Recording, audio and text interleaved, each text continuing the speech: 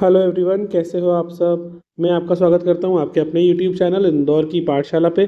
जी हाँ, आपका अपना यूट्यूब चैनल।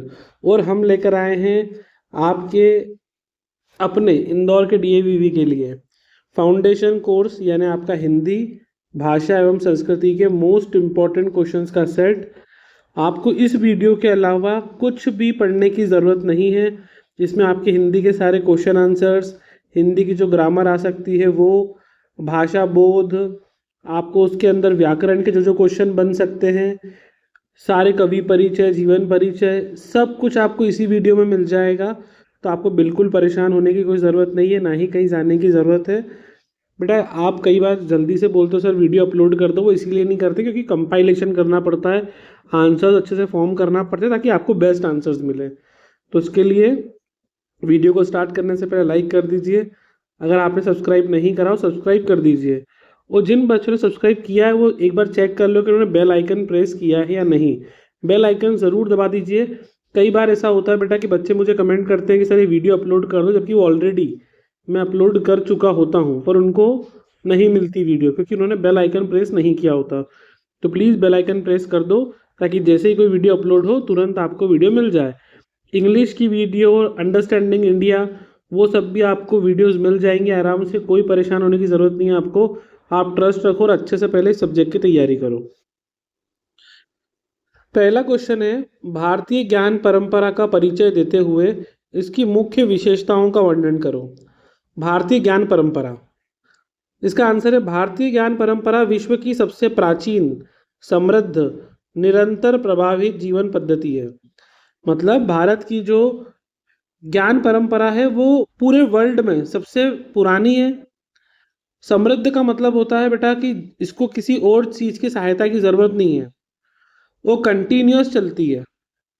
यह केवल सूचनाओं का संग्रह नहीं है बल्कि आत्म साक्षात्कार और जगत के कल्याण का मार्ग भी है।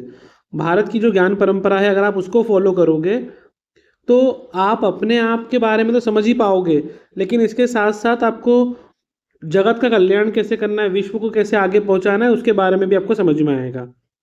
अब इसकी मुख्य विशेषता भी क्वेश्चन में बोली है आपको। पहली विशेषता है बेटा समग्रता। यह भौतिक और आध्यात्मिक विकास का समन्वय है। यह विज्ञान और दर्शन को अलग नहीं मानती।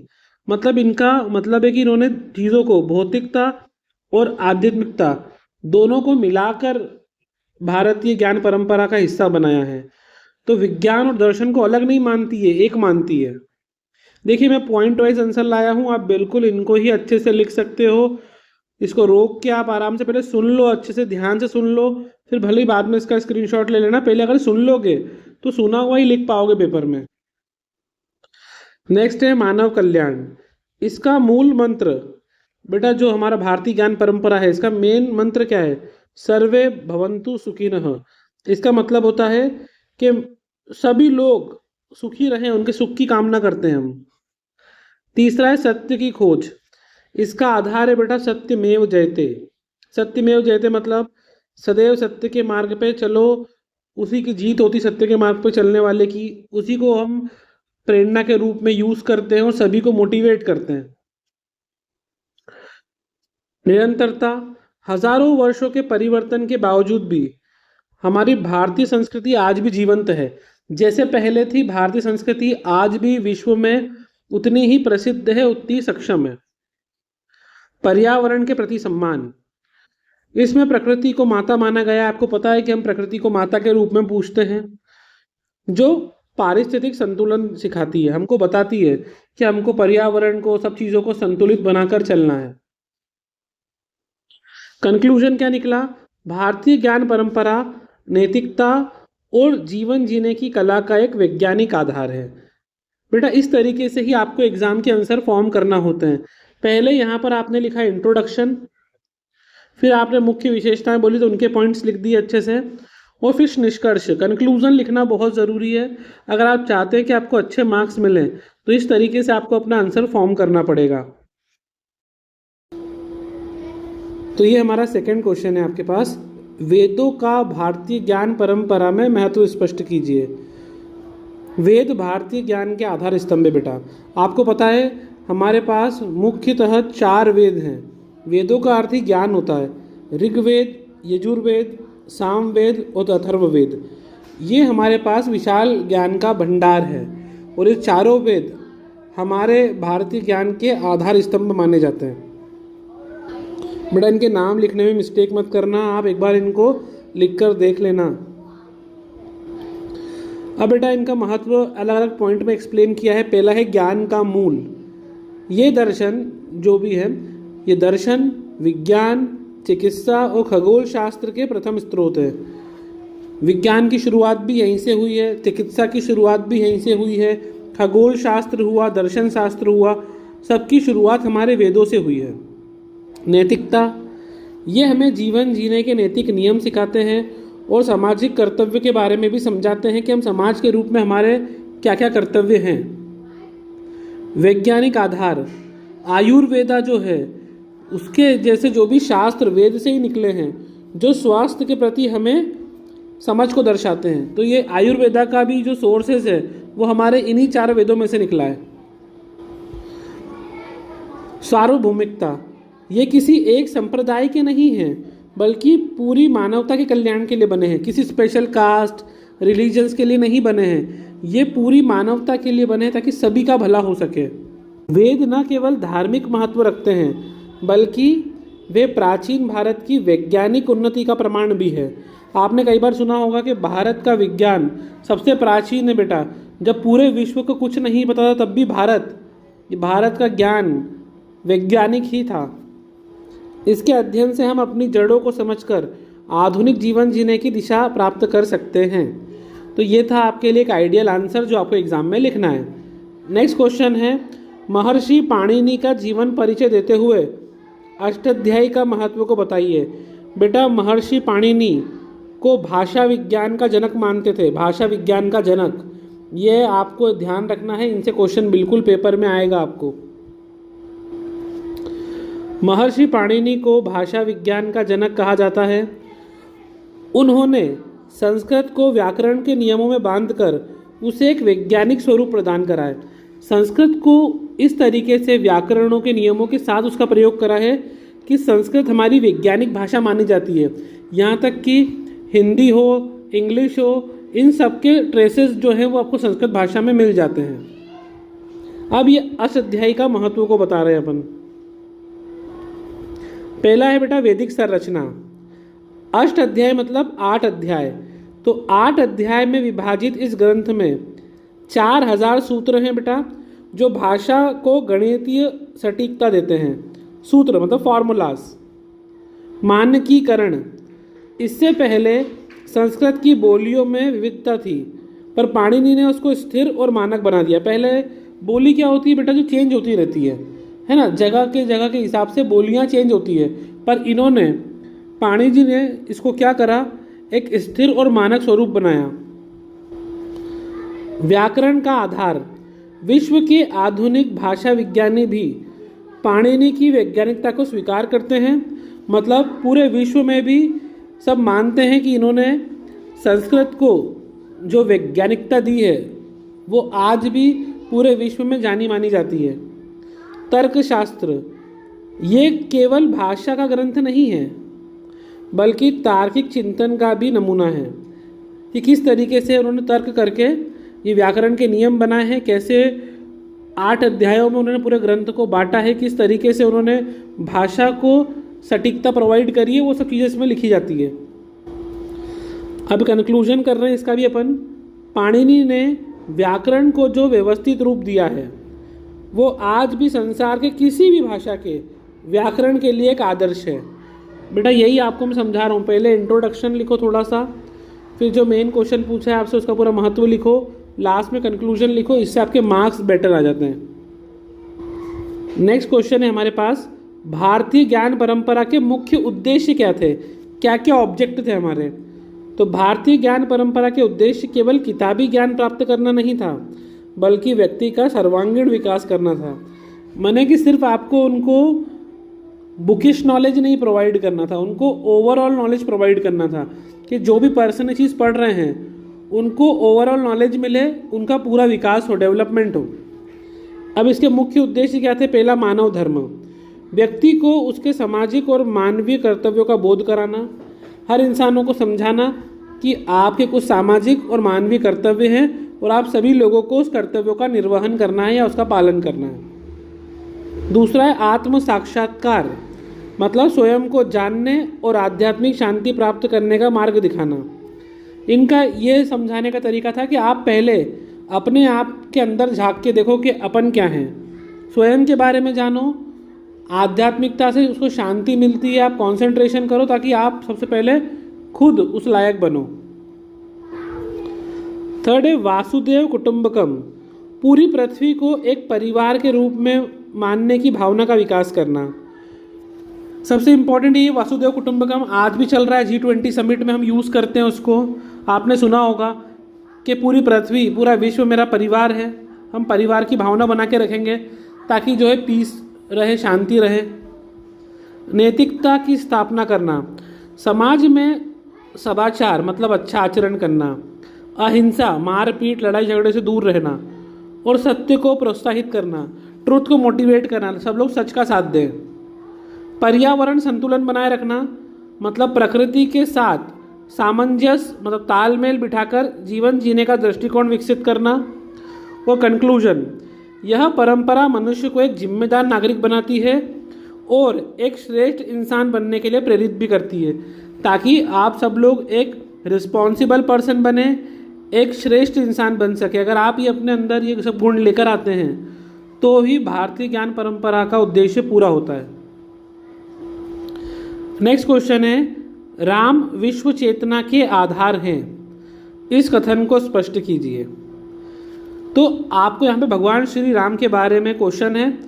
देखिए, मैंने पहले सारे क्वेश्चंस को ठीक से पढ़ के ही कंपाइलेशन करा है, तो इसलिए ये क्वेश्चंस वेरी वेरी इंपॉर्टेंट हैं। आपको सुनना है, समझना है और इसको फिर लिख कर देखना है, ठीक है। तो राम या भगवान श्री राम केवल भारत के आराध्य नहीं हैं, बल्कि वे मर्यादा पुरुषोत्तम है। आप इनको जानते हो, मर्यादा पुरुषोत्तम श्री राम। उनका चरित्र संपूर्ण विश्व की मानवीय चेतना के लिए आदर्श है। सिर्फ इंडिया में नहीं, इंडिया के बाहर के देशों में भी भगवान राम के होने के ट्रेसेस हैं। लोग उनको आज भी पूछते हैं अलग अलग कंट्रीज में। अब इसका महत्व, नैतिकता का प्रतीक, भगवान श्री राम स्वयं सत्य, त्याग, वचन पालन, इन सब के उनके चरित्र की आधारशिला है। उन्होंने अपने जीवन में हमेशा सत्य का साथ दिया है, त्याग किया है जरूरत पड़ने पे अपने सिंहासन का भी, अपनी पत्नी का भी, और वचन पालन किया है। मानवीय संबंध, पिता पुत्र का संबंध, भाई भाई का संबंध, राजा प्रजा का संबंध, वे सर्वोत्तम उदाहरण है इस चीज़ के कि पिता के एक कहने पे वो वनवास चले जाते हैं, अपने भाई के लिए त्याग देते हैं। प्रजा के लिए जब वो प्रजा को संतुष्ट करना चाहते, सीता माता को अपने से अलग कर देते हैं। तो ये सब चीज़ें बताती हैं कि वो किस तरीके से मानवीय संबंधों को सर्वोत्तम रखते हैं। सार्वभौमिकता, उनके जो आदर्श है, जो प्रिंसिपल उन्होंने बनाए हैं, वो किसी एक धर्म के लिए नहीं है, बल्कि सारे व्यक्ति के लिए प्रेरणा है, जो मर्यादाओं में रहकर जीवन जीना चाहते हैं, जो चाहते हैं कि हम अपना जीवन जो है वो सही मर्यादा में रहकर जिए। नेक्स्ट पॉइंट, नेतृत्व। एक राजा के रूप में उन्होंने न्याय और प्रजा कल्याण को सर्वोच्च प्राथमिकता दी है। वो एक सफल राजा हैं, उन्होंने हमेशा प्रजा के साथ न्याय किया है और प्रजा के कल्याण को सबसे ज़्यादा इम्पोर्टेंस दिया है, क्योंकि राजा का धर्म होता है कि वो प्रजा को सताए नहीं या किसी भी तरीके से उनके परेशानियों को, त्रास को दूर करें।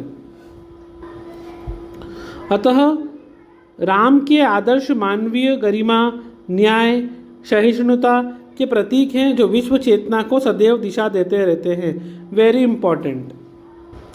नेक्स्ट क्वेश्चन चालू होता है, मैथिली शरण गुप्त की कविता मातृभूमि का भावार्थ लिखिए। भावार्थ का मतलब होता है बेटा अर्थ लिखना पूरा। तो मैथिली शरण गुप्त की कविता मातृभूमि भारत भूमि के प्रति प्रेम, कृतज्ञता का गीत है। देखो, इतना तो आपको याद करना पड़ेगा, प्रेम याद कर सकते हो, कृतज्ञता एक बार लिख लोगे याद हो जाएगा। इसका भावार्थ, पालक के रूप में कवि मातृभूमि को माता के समान मानता है बेटा, जो सबको भोजन देते हैं, जल देते हैं और जीवन प्रदान करती है। तो मातृभूमि, हमारे यहाँ तो हम भारत को माता ही मानते हैं। तो मैथिली शरण गुप्त ने भी अपनी कविता में भारत को माता के समान माना है, जो हमें भोजन देती है, जल देती है और जीवन देती है। नेक्स्ट है गौरव का एहसास। इस धरती पे जन्म लेना हमारा सौभाग्य, हमारा गौरव है। यहाँ का गौरवशाली इतिहास हमें सदैव गर्व देता है। जब भी हम, जैसे हम इंडियन हैं, कभी भी हम हमारा इतिहास देखते हैं तो हमको वो पढ़ के एक प्राउड फील होता है कि हम ऐसे देश के नागरिक हैं। तीसरा है कर्तव्य बोध। मातृभूमि के प्रति हमारा भी कर्तव्य है, तो इसलिए हमें उसकी सेवा करना चाहिए, मातृभूमि की रक्षा करें। हमेशा जब भी मौका मिले तो मातृभूमि की रक्षा के लिए तैयार रहना चाहिए। हमें हमेशा अपने देश को आगे रखना चाहिए। नेक्स्ट है विनम्रता। कवि अपनी मातृभूमि को नमन करता है और उसके चरणों में अपना सर्वस्व समर्पित करना चाहता है। कवि ये चाहता है कि जिस मातृभूमि में जन्म लिया है उसने, वो उसको नमन करता है, नतमस्तक होता है, और वो चाहता है कि वो मातृभूमि के चरणों में अपने आप को न्यौछावर कर दे जब भी मौका मिले। तो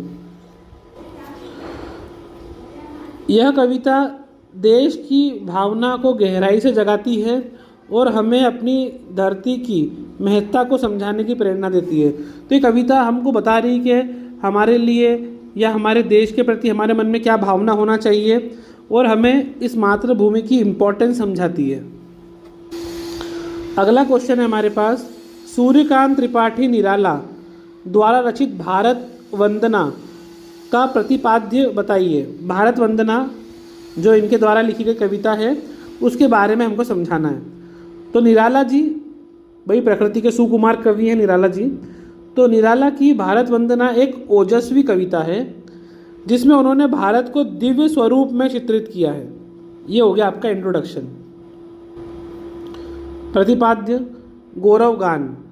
कवि भारत के उस गौरवपूर्ण इतिहास को याद करता है जब वो विश्व गुरु था।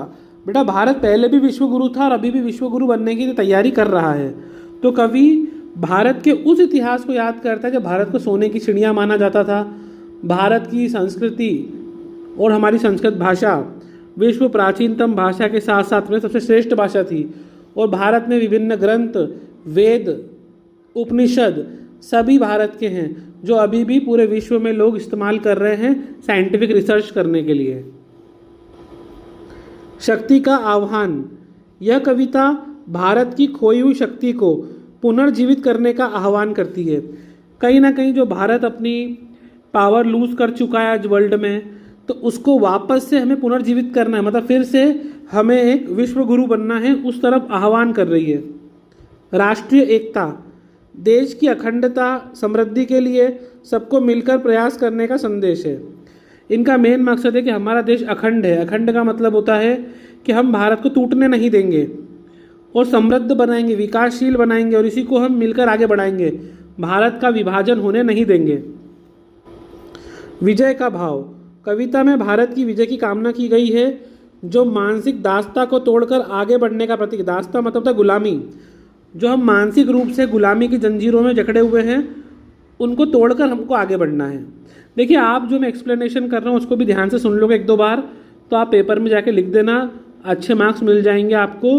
प्लीज़ इसी वीडियो को एक दो बार देख लो, अच्छे से काम हो जाएगा आपका। संक्षेप में, निराला ने अपनी कविता के माध्यम से भारतीयों में आत्मविश्वास और राष्ट्र प्रेम की भावना को जागृत किया है। अब चालू होता है हमारा अगला क्वेश्चन। प्रेमचंद्र की कहानी शतरंज के खिलाड़ी, इसका क्या उद्देश्य था? तो प्रेमचंद्र जी की ये कहानी लखनऊ के जो नवाब है बेटा, उनकी विलासिता और अकर्मण्यता पर करारा प्रहार है। ये इनका मेन उद्देश्य बता दिया अपन ने एक लाइन में, इंट्रोडक्शन। खास करके लखनऊ के नवाबों को एक तरीके से व्यंग के रूप में, जो हम टॉन्ट मारते हैं, उस तरीके से करारा प्रहार किया इन्होंने। इसका उद्देश्य क्या था? सामंतवादी विलासिता। प्रेमचंद जी ने दिखाया है कि कैसे विलासी शासक, विलासी मतलब जो अपने दरबार में बैठते हैं और आराम करते हैं, बिल्कुल लेजी शासक जिनको बोलते हैं, आलसी, जिनको कोई मतलब नहीं, प्रजा से कोई मतलब नहीं, उनको काम करने से, बस विलासी राजा है, जो भी उनको मिल रहा है उसका उपभोग कर रहे हैं वो। तो अपनी जिम्मेदारियों को भूलकर खेल शतरंज में डूबा रहता है। बेटा यहाँ पे आप ये मत समझना सर शतरंज की बुराई कर रहे हैं, शतरंज की बुराई नहीं कर रहे हैं, वो बता रहे हैं कि कैसे राजाओं ने अपने पूरे काम काज छोड़ के घंटों तक खेलों में बिजी रहते हैं और वो उसी का आनंद लेते हैं, जबकि उनको और भी काम करना है, अपनी जिम्मेदारियां हैं, लेकिन वो सब छोड़ के वो एक ही खेल में डूबे रहते हैं। सेकंड है सामाजिक पतन। शासन का यह आलस्य ही अंत में देश की गुलामी का कारण बना। हमें भारत के जो हमारे शासक थे, ये इनका यही आलस्य, नृत्य देखना और बस आलस्य बने रहना, विलासिता की ज़िंदगी जीना, यही कारण था कि भारत गुलाम बना। नेक्स्ट है बाहरी शक्तियों का लाभ। नवाबों की इस अकर्मण्यता मतलब काम नहीं करना का फ़ायदा उठाकर अंग्रेजों ने भारत पर अपनी पकड़ मजबूत कर ली। उनको लगा भारत को टारगेट बनाना आसान है, क्योंकि यहाँ के राजा तो कोई काम करते नहीं, विलासिता में डूबे रहते हैं हमेशा। व्यंग्य। यह समाज के उन लोगों पर व्यंग्य है जो देश के प्रति, अपने कर्तव्यों के प्रति उदासीन रहते हैं। तो ये कहीं ना कहीं उन सभी के लिए है जो बिल्कुल देश के प्रति अपने कर्तव्यों को निर्वहन नहीं करते हैं, जो उनकी जिम्मेदारियां उनको पूरा नहीं करते हैं। यह कहानी चेतावनी है कि देश के प्रति उदासीनता का परिणाम हमेशा विनाशकारी होता है। अगर आज भी हम बैठे रहेंगे, अपने कर्तव्यों का निर्वहन नहीं करेंगे, तो वो समय दूर नहीं है कि वापस से कोई दूसरी कंट्री अटैक करके हमको गुलाम बना ले। तो विनाशकारी पद्धति हो जाती है अगर हम उदासीन बने रहेंगे तो। अगला क्वेश्चन है आचार्य रामचंद्र शुक्ल के निबंध उत्साह का सारांश लिखिए। शॉर्ट समरी है। आचार्य रामचंद्र शुक्ल का निबंध उत्साह एक मनोवैज्ञानिक मतलब साइकोलॉजिकल, व्यवहारिक, इमोशनल आधारों पर उत्साह का विश्लेषण करता है। सारांश। उत्साह का स्वरूप। उत्साह कर्म और आनंद का मिश्रण होता है। जब हम किसी कार्य को करने में खुश होते हैं वही हमारे लिए उत्साह होता है। मतलब कि कर्म और आनंद, जब आप कोई काम करते हो और अगर आपको उससे आनंद की अनुभूति हो रही है तो वो उत्साह होता है। साहस का महत्व। उत्साह के लिए जोखिम उठाने का साहस जरूरी है। अगर आप भविष्य में खुश रहना चाहते हो तो आज आपको अपनी चीज़ें सेक्रीफाइस करना पड़ेंगी। कई बार पसंद की चीज़ छोड़ना पड़ती है। खास करके देखो जो CS बच्चे कर रहे हैं, MBA कर रहे हैं, या जो भी कोई बड़ी कोर्सेज वगैरह कर रहे हैं, कोई जॉब कर रहे हैं, उनको पता है कि अगर आज वो मेहनत नहीं करते हैं तो फ्यूचर में जो उनको खुशी मिलने वाली वो नहीं मिल सकती शायद कहीं ना कहीं। तो ये ज़रूरी है कि आज आप अपने आप की खुशी को अभी सेक्रीफाई करो ताकि फ्यूचर में आप ज़्यादा हैप्पी रह सको। आज का थोड़ा सेक्रीफाइस फ्यूचर में आपको बहुत खुश रख सकता है। केवल सोचना उत्साह नहीं है, करना पड़ेगा आपको। वीरों के प्रकार। इन्होंने बताया कि युद्ध वीर होते हैं, दानवीर होते हैं, दयावीर होते हैं। इन सभी के मूल में क्या होता है बेटा? उत्साह। इनको खुशी मिलती है उस चीज़ों से। प्रेरणा। ये निबंध बताता है कि सफलता के लिए आलस्य त्याग कर कार्य कुशल होना बहुत अनिवार्य है। मतलब आप अपने कार्य के प्रति कितने सजग हो वो बहुत इंपॉर्टेंट है। लास्ट में शुक्ल जी ने स्पष्ट किया है कि उत्साही व्यक्ति ही अपने लक्ष्य को प्राप्त करता है और यह निबंध छात्रों के लिए अत्यंत प्रेरणादायी है। नेक्स्ट क्वेश्चन है हमारे सामने। दिनकर जी के अनुसार भारत की सांस्कृतिक एकता का स्वरूप क्या है? तो बेटा कवि जो है हमारे रामधारी सिंह दिनकर, इन्होंने अपनी रचनाओं में भारतीय एकता के सांस्कृतिक पक्ष को बहुत खूबसूरती से उभारा है। भारतीय एकता जो हम बोलते हैं विविधता में एकता, तो इन्होंने विविधता का सम्मान करा है। भारत में विभिन्न भाषाएं, खान पान, रस्में हैं, तो विभिन्नता में ही हमारी ताकत है। अनेकता में एकता, विभिन्नता। नेक्स्ट है सांस्कृतिक धागा। हमारे जो त्यौहार है, रीति रिवाज है, धरोहर है, नैतिक मूल्य है, ये पूरे देश में समान भावना से मनाए जाते हैं। आध्यात्म का प्रभाव, इसमें त्याग मतलब सेक्रीफाइस, प्रेम, अहिंसा के भारतीय दर्शन ने पूरे देश को एक सूत्र में पिरोया है। देखो कुछ लोगों को ये पसंद नहीं आता सेकुलरिज्म, ठीक है, अपने अपने विचार हैं। आपको बस एग्ज़ाम में रामधारी सिंह दिनकर जी के हिसाब से आंसर लिखना है, इसलिए हमको चीज़ें लिखना है। नेक्स्ट है सह अस्तित्व। सदियों से विभिन्न संस्कृतियों का मिलन स्थल होने के कारण भारत एक सांस्कृतिक गुलदस्ता बन गया है बेटा। सांस्कृतिक गुलदस्ता मतलब अलग अलग संस्कृति हमारे यहाँ पर मौजूद है। जैसे गुलदस्ता कैसा होता है, हम उसके अंदर अलग अलग फ्लावर्स अपने हिसाब से लगवा सकते हैं, वैसे ही अलग अलग कल्चर का, संस्कृति का एक गुलदस्ता है हमारा भारत। तो दिनकर के अनुसार भारत की एकता केवल भूगोल तक सीमित नहीं है, ज्योग्राफिकल नहीं है, बल्कि उसके हृदय की गहराई से जुड़ी हुई है, इंटरनल है बेटा, स्पिरिचुअल है। अगला है शरद जोशी के जो पाठ है अवसर व्यंग का मुख्य उद्देश्य क्या था। देखिए बेटा, वही क्वेश्चन लाए गए हैं जो एग्जाम में अक्सर पूछे जाते हैं, और इन क्वेश्चंस को अगर आप पढ़ लोगे तो इनसे जुड़े कोई भी क्वेश्चंस अगर आते हैं इन चैप्टर पे बेस्ड तो आप आसानी से उनका आंसर लिख सकते हो। और आपके लिए कुछ स्पेशल भी हमने करके रखा है, जितने भी चैप्टर्स हैं उन चैप्टर्स का डिटेल में समरी प्लस उनके राइटर्स जो हैं उनकी रचनाएं, उनके जीवन परिचय के साथ आसान भाषा में हमने निकाल के रखी है, ताकि आपको बिल्कुल अलग से कुछ ना पढ़ना पड़े, कोई मेहनत ना करना पड़े। अगर आप उन्हीं को पढ़ लोगे, वो समरीज पढ़ ली आपने, तो ज़रूरत नहीं है आपके पास सीरीज़ हो नहीं हो, किताब हो नहीं हो, इस वीडियो से आपका काम हो जाएगा। तो शरद जोशी के अवसर के माध्यम से भारतीय नौकरशाही जो ब्यूरोक्रेसी चल रही है हमारे यहाँ की विसंगतियों पर गहरा व्यंग किया है। पहला है चापलूसी की संस्कृति। शरद जोशी जी ने दिखाया है कि कैसे लोग जो अपने से ऊंचे अधिकारी होते हैं उनकी चापलूसी करते हैं और अपने नैतिकता को खो देते हैं। दूसरा, सत्ता का दुरुपयोग।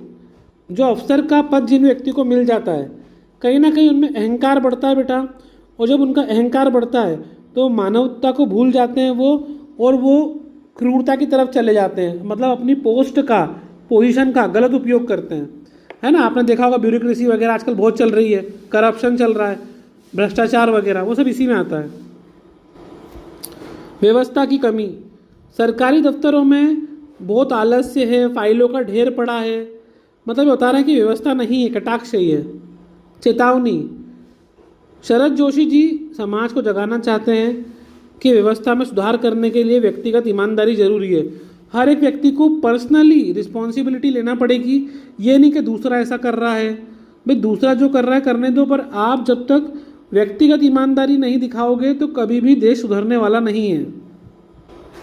नेक्स्ट है, यह व्यंग व्यवस्था की विडंबना को हंसाते हुए भी उन्होंने गंभीर सोचने पर मजबूर किया। मतलब व्यंग निबंध ये बीच में पढ़ के आपको हास्य की अनुभूति भी होती है, लेकिन ये कहीं ना कहीं गंभीर सोचने की तरफ हमको दर्शाता है। तो हमारा जो अगला प्रश्न है वो है, तत्सम और तद्भव शब्दों में उदाहरण सहित अंतर स्पष्ट कीजिए। हिंदी भाषा में शब्द अपनी उत्पत्ति के आधार पर वर्गीकृत हुए, मतलब इनके प्रकार जो हैं वो इनकी उत्पत्ति, ओरिजिन के हिसाब से हमने डिवाइड करा है। तो ओरिजिन के हिसाब से शब्दों को अभी हमने तत्सम और तद्भव के रूप में पढ़ रहे हैं। तत्सम शब्द वे शब्द होते हैं जो संस्कृत से सीधे बिना किसी बदलाव के आ गए हैं, जैसे अग्नि, सूर्य, दुग्ध, कर्ण। ये वो शब्द हैं जो संस्कृत भाषा के थे और सीधे इनको हम हिंदी में प्रयोग कर रहे हैं। तद्भव शब्द क्या होते हैं, जिनको संस्कृत से चल के बाद में हमने हिंदी में इसका रूप बदल दिया और उनको सरल प्रयुक्त कर दिया। जैसे हमने अग्नि को आग बना दिया, सूर्य को सूरज बना दिया, दुग्ध को दूध कर दिया, कर्ण को कान कर दिया। तो ये शब्द होते हैं तद्भव शब्द। इनका महत्व क्या है? तत्सम शब्द भाषा को गंभीरता और शुद्धता प्रदान करते हैं, कि भाषा जो है उसकी जो एक्चुअल ओरिजिनलिटी है वो मेंटेन रहे, जबकि तद्भव शब्द भाषा को सरल और आम लोगों को समझने लायक बनाते हैं। व्याकरण की दृष्टि से इनका ज्ञान होना जरूरी है, क्योंकि हिंदी को शुद्ध रूप से लिखने और समझने के लिए तत्सम शब्दों और तद्भव शब्दों दोनों का आपको नॉलेज होना जरूरी है। यहाँ से हमारा अगला प्रश्न स्टार्ट होता है, विराम चिन्हों का हिंदी भाषा में क्या महत्व है? विराम चिन्ह मतलब होता है बेटा, जो भी हम कॉमा, पूर्ण विराम, क्वेश्चन मार्क ये सब लगाते हैं, इनको बोलते हैं विराम चिन्ह। विराम चिन्हों का प्रयोग भाषा के अर्थ को स्पष्ट करने और भावों को सही ढंग से अभिव्यक्त करने के लिए किया जाता है।